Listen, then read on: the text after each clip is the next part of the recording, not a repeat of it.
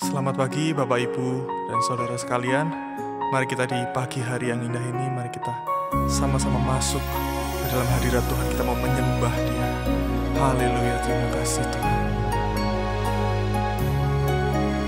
Haleluya.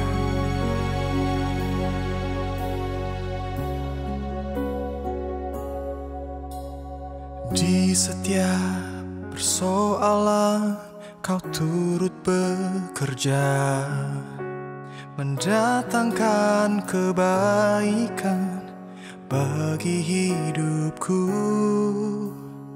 Di setiap pergumulan Kau telah merancangkan hari depan yang sejahtera dan penuh harapan. Kau yang selalu ku andalkan, yang selalu ku nantikan, pertolonganmu kan nyata bagiku. Hanya Kau yang selalu ku andalkan, yang selalu ku nantikan. Selama ku menyembah, mujizat pasti terjadi. Mari kita mau sama-sama nyanyikan lagu ini dengan penuh iman. Katakan, di setiap persoalan Kau turut bekerja, amin, mendatangkan kebaikan bagi hidupku. Di setiap pergumulan Kau telah merancangkan hari depan yang sejahtera dan penuh harapan. Oh, Kau yang selalu ku andalkan, yang selalu ku nantikan, pertolonganmu kan nyata bagiku. Hanya Kau yang selalu ku andalkan, yang selalu ku nantikan. Selama ku menyembah, mujizat pasti terjadi. Oh, sembah Dia.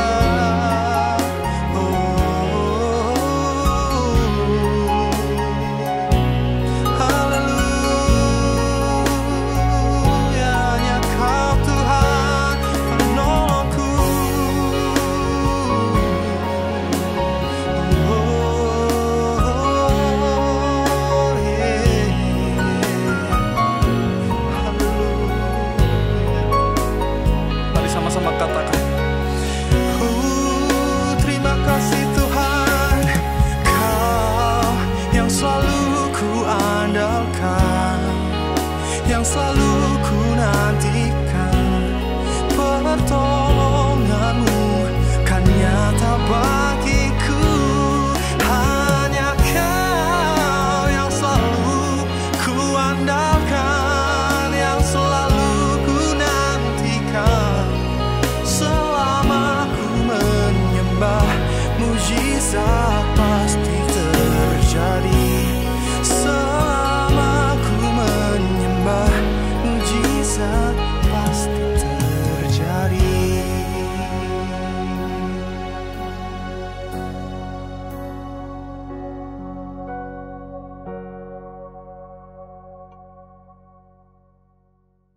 Selamat pagi Bapak Ibu Saudara sekalian Tuhan.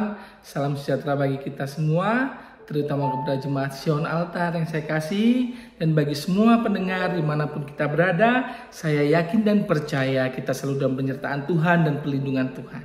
Di pagi ini kita akan sama-sama belajar kebenaran firman Tuhan yang saya berikan judul yaitu hidup yang mempermuliakan nama Tuhan. Saya ambil di dalam Matius 5 ayat yang ke-16. Dikatakan demikianlah, hendaknya terangmu bercahaya di depan orang supaya mereka melihat perbuatanmu yang baik dan memuliakan Bapamu yang di surga. Bapak Ibu Saudara yang sekalian Tuhan, ayat ini sering kita dengar, ayat ini sering kita baca mungkin ya. Setiap orang yang telah menerima Yesus sebagai Tuhan dan Juru Selamatnya, artinya wajib memiliki kehidupan yang menurut firman Tuhan, yang selaras dengan ajaran dan nilai-nilai kebenaran yang Tuhan Yesus ajarkan. Di dalam 1 Yohanes 2 ayat yang ke-6 juga dikatakan, barang siapa mengatakan bahwa ia ada di dalam Dia, ia wajib hidup sama seperti Yesus telah hidup. Artinya hidup kita harus memancarkan kasih Tuhan. Hidup kita harus mencontohkan kasih Kristus dalam kehidupan kita. Untuk hidup seperti Kristus ada harga yang harus dibayar. Ada sebuah harga yang harus kita bayar. Akan tetapi tidak mustahil bagi orang yang hidup seperti Kristus. Orang yang mau hidup turut dengan maunya Tuhan Yesus Kristus. Di dalam Yohanes 16 ayat 13 juga dikatakan, tetapi apabila ia datang, yaitu Roh kebenaran, ia akan memimpin kamu, memimpin kita ke dalam seluruh kebenaran. Sebab ia tidak akan berkata-kata dari dirinya sendiri, tetapi segala sesuatu yang didengarnya, itulah yang akan dikatakan, dan ia akan memberitahukan kepadamu hal-hal yang akan datang.